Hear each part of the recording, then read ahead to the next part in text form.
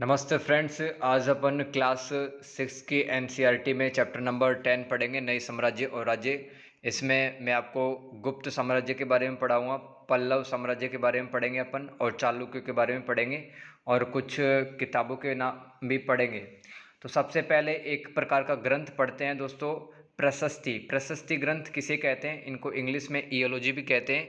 एक विशेष प्रकार का एक अभिलेख भी है जिसे राजाओं की प्रशंसा में लिखा जाता है। ठीक है, प्रशस्ति एक ग्रंथ होते हैं, किताब कह सकते हैं आप। ठीक है, जो कि राजा की प्रशंसा के लिए लिखा जाता है। संस्कृत भाषा का शब्द, इसके अर्थ होता है प्रशंसा करना।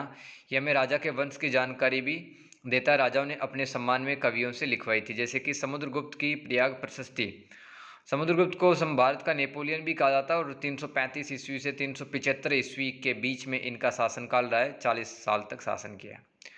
समुद्रगुप्त की प्रशस्ति के बारे में पढ़ लेते हैं। तो ये इनके दरबारी कवि हरिशेन के द्वारा लिखी गई, और इलाहाबाद के स्तंभ शिलालेख पर भी समुद्रगुप्त की प्रशस्ति का उल्लेख हमें मिलता है। इसमें कवि हरिशेन ने समुद्रगुप्त को योद्धा, राजा, विद्वान कवि के रूप में बताया और ईश्वर के बराबर भी बताया है। हरिशेन 4 विभिन्न प्रकार के राजाओं के साथ समुद्रगुप्त की नीति का वर्णन करते हैं, कि जैसे कि समुद्रगुप्त ने आर्यव्रत के 9 राजाओं को हराया था, और दक्षिणापथ के 12 शासकों को भी हराया था। और आर्यव्रत के 9 राजाओं को हराकर अपने राज्य में उनको मिला लिया। दक्षिणापथ के 12 राजाओं को हराने के बाद उन 12 राजाओं ने समुद्रगुप्त के सामने समर्पण कर दिया, और समुद्रगुप्त ने उन्हें फिर से शासन करने की अनुमति दी। पड़ोसी देशों के शासक तो असम, तटीय बंगाल, नेपाल व उत्तर पश्चिम के कई गण अथवा संघ भी अधीनता स्वीकार करा करते थे समुद्रगुप्त की। और समुद्रगुप्त के लिए जो हारे हुए राजा थे उपहार लाते थे, वह आज्ञा का पालन करके दरबार में उपस्थित होते थे। दोस्तों यहाँ पे एक और डिटेल बताई गई है कि जो समुद्रगुप्त की प्रयाग प्रशस्ति है, ठीक है, ये अशोक स्तंभ पर भी लिखी हुई है। अशोक स्तंभ पर भी इसका उल्लेख मिलता है। तो 2 जगह मिल गया, अशोक स्तंभ पर उल्लेख इसका मिलता है। ठीक है, और इलाहाबादी स्तंभ अभिलेख पर भी इसका उल्लेख मिलता है। आगे चलते हैं। बाह्य इलाके के शासक कई राजा है बाहर के थे, उनको भी हराया। कुषाण वंश, शक वंश और श्रीलंका के शासक इसमें शामिल थे। उन्होंने समुद्रगुप्त की अधीनता स्वीकार की। वह अपनी पुत्रियों का विवाह समुद्रगुप्त के परिवार में करवाया। समुद्रगुप्त को वीणा बजाते हुए सिक्कों पर दिखाया गया है। इससे पता चलता है कि वो म्यूजिक के शौकीन रहे होंगे। आगे चलते हैं।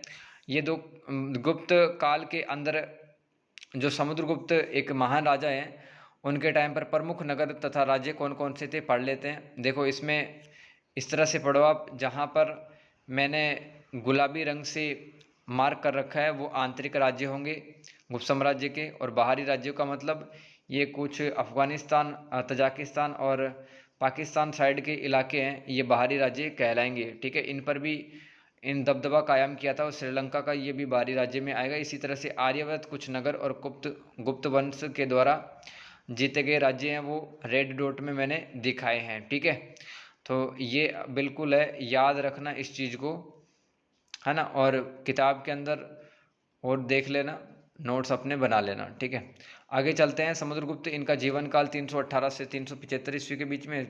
पिता का नाम चंद्रगुप्त प्रथम था, माता का नाम कुमार देवी था, जो कि लिच्छवी वंश की राजकुमारी थी। शासनकाल 40 साल तक इन्होंने किया है। इनके बेटे का नाम चंद्रगुप्त सेकंड था, और गुप्त साम्राज्य के महान शासक रहे चंद्रगुप्त सेकंड और समुद्रगुप्त दोनों ही।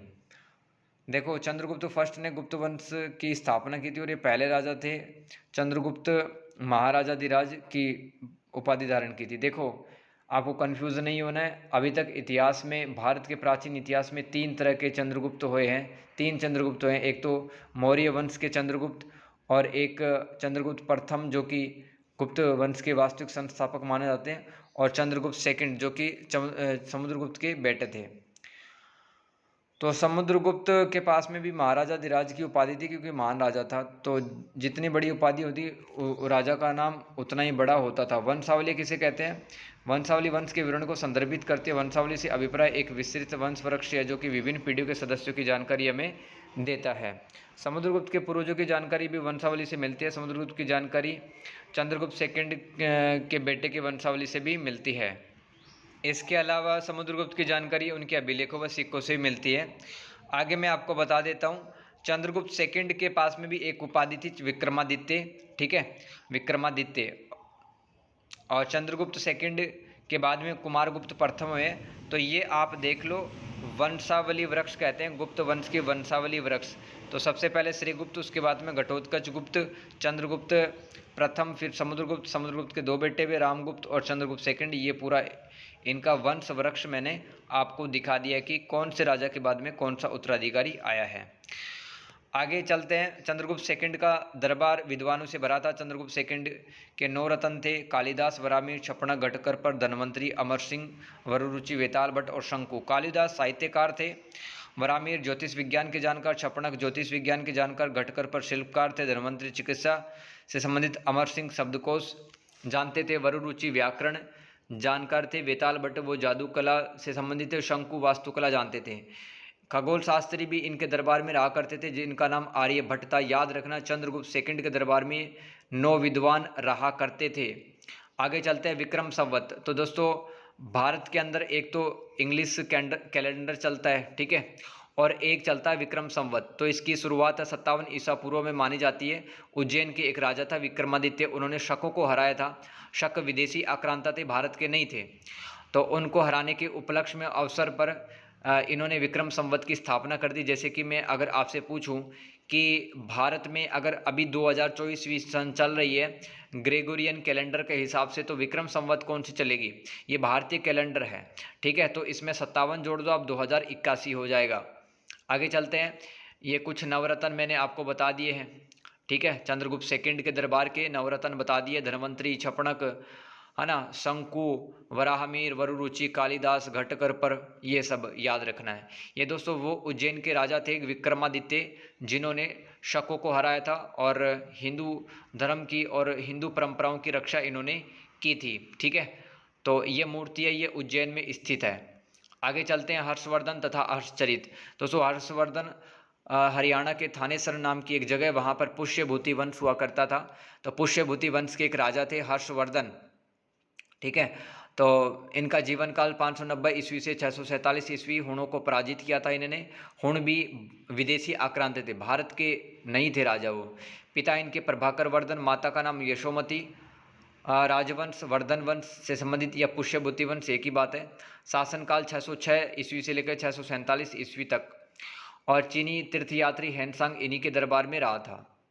थानेसर के राजा बने, कनौज को अपने अधीन किया, व बंगाल पर आक्रमण किया, मगध पर जीत हासिल की। पिता व बड़े भाई की मृत्यु के बाद में जब उन्होंने नर्मदा नदी पार कर दक्कन की ओर बढ़ने का कोशिश की, तो पुलकेशिन सेकंड चालुक्य राजा ने उनको रोक दिया था। दरबारी कवि बाण भट्ट थे, तो बाण भट्ट के द्वारा हर्षचरित लिखी गई है, याद रखना, ठीक है। तो हर्षचरित किताब में राजा हर्षवर्धन का जीवन मिलता है हमें, और ये एक संस्कृत काव्य है। पल्लव, चालुक्य व पुलकेशिन द्वितीय की प्रशस्तियाँ। ये दक्षिण भारत के सबसे महत्वपूर्ण राजवंश थे। पल्लवों के बारे में पढ़ लेते हैं। ये 7 वाहनों के सामंत थे, यानी कि 7 वाहन साम्राज्य के यहाँ पे काम किया करते थे पल्लव वंश के जो भी आदमी थे, ठीक है। और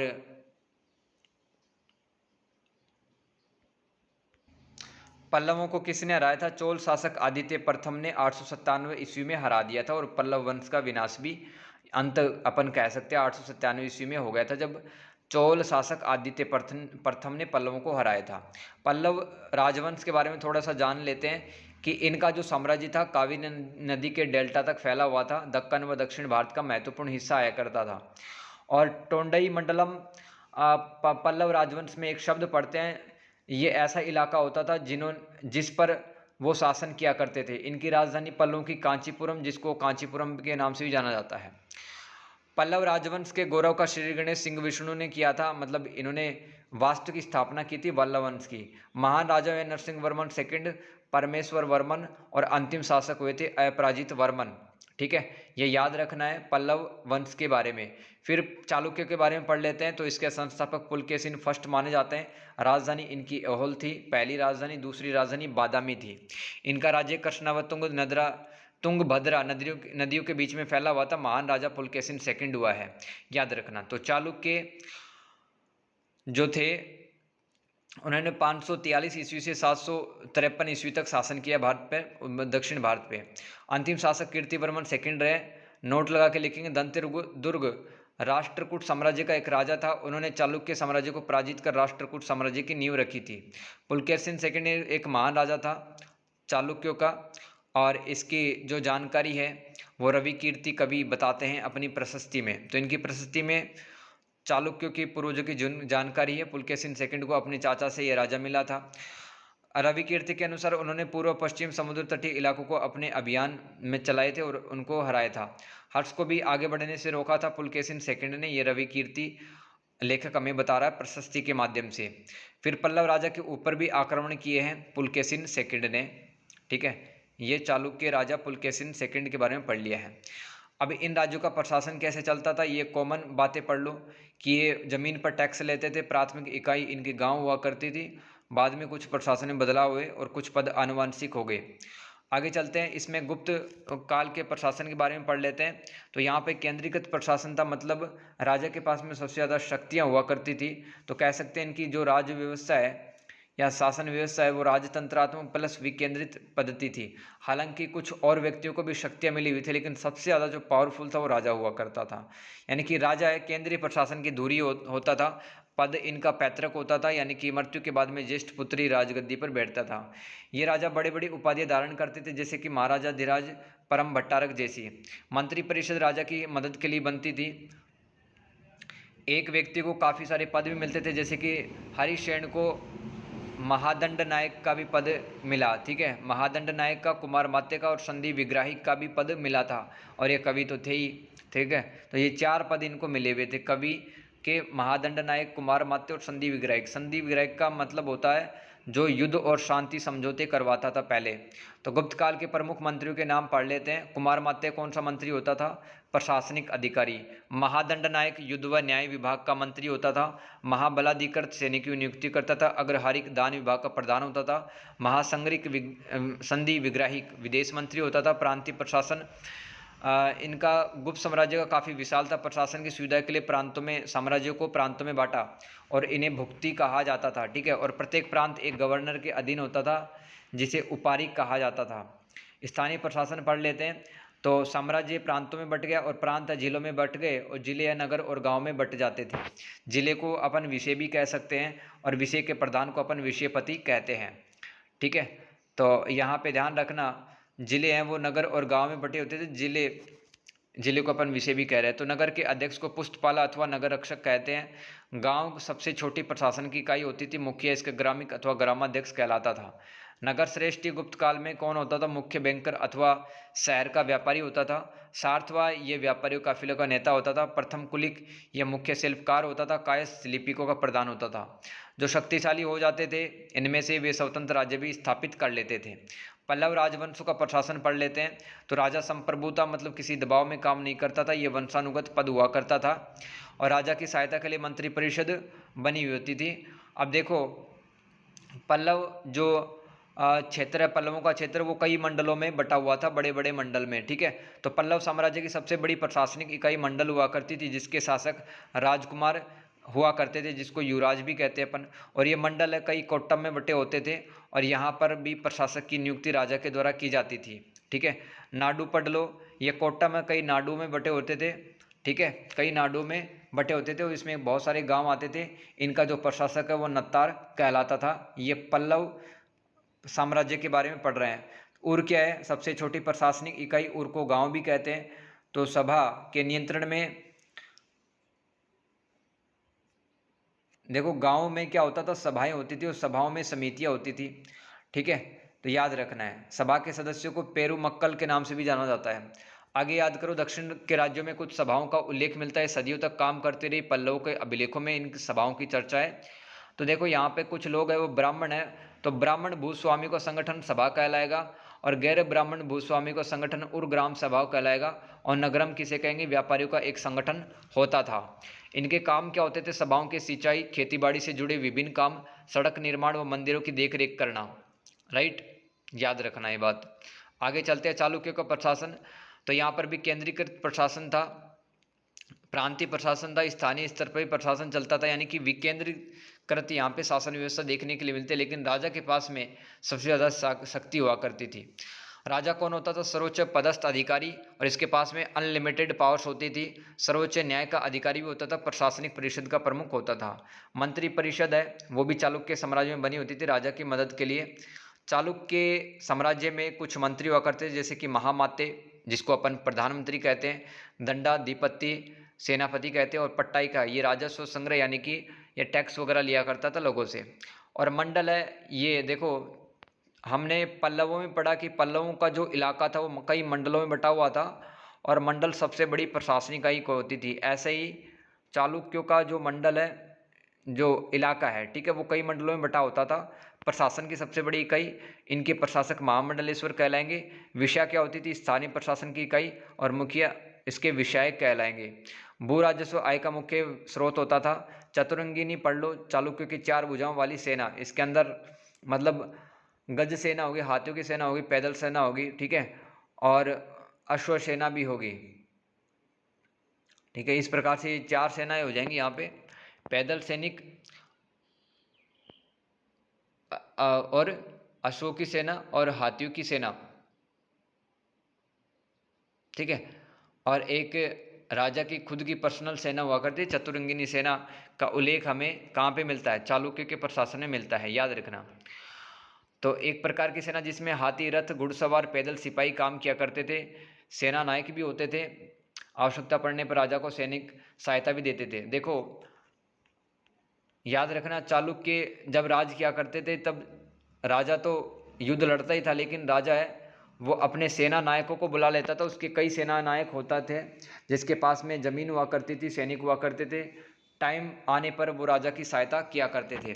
इन सेना नायकों का कोई नियमित वेतन नहीं होता था, भूमिदान इनको दिया जाता था वेतन के बदले, और ये भूमि से कर वसूलते थे, जिससे वे सेना व घोड़ों की देखभाल करते थे और युद्ध के लिए हथियार भी जुटाते थे। कई सेना नायक, ये हम किस में पढ़ रहे हैं? चालुक्य के प्रशासन में पढ़ रहे हैं। आगे चलते हैं। उस जमाने में आम लोग, तो जन साधारण के जीवन की जानकारी हमें बहुत सारे नाटकों से मिलती है।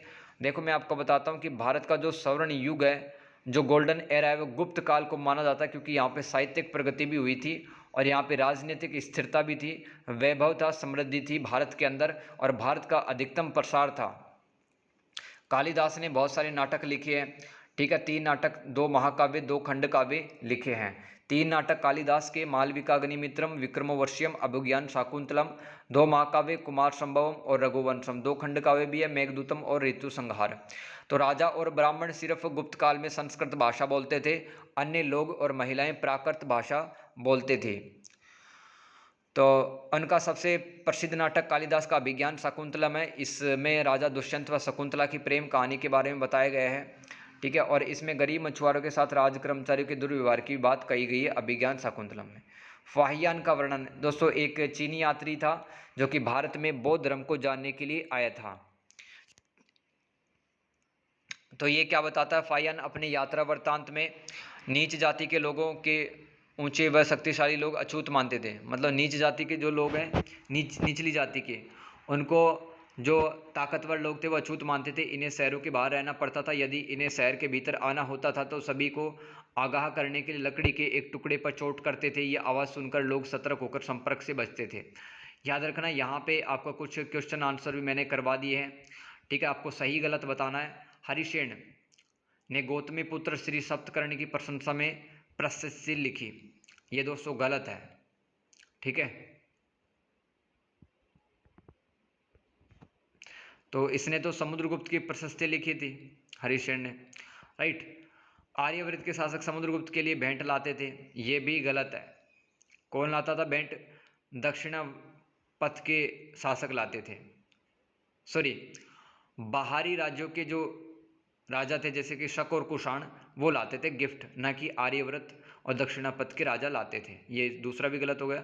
दक्षिणापथ में 12 शासक थे, बिल्कुल सही है। गुप्त शासकों के नियंत्रण में 2 महत्वपूर्ण केंद्र थे, तक्षशिला और मदुरई, तो ये भी गलत है। 5वां, ऐहोल पल्लवों की राजधानी थी। ऐहोल पल्लवों की राजधानी थोड़ी थी।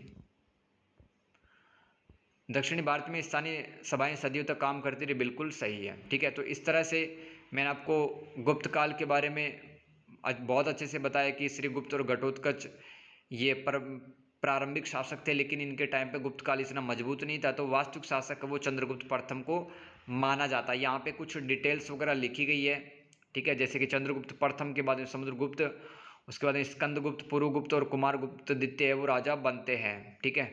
यहाँ पर और भी काफ़ी डिटेल लिखी है, जैसे कि समुद्रगुप्त को भारत का नेपोलियन भी कहा जाता है। सर्वप्रथम सिक्के जारी किए चंद्रगुप्त प्रथम ने और सोने के सिक्के जारी किए गए थे। कायस्थ शब्द का उल्लेख मुद्रा राक्षस ग्रंथ में मिलता है।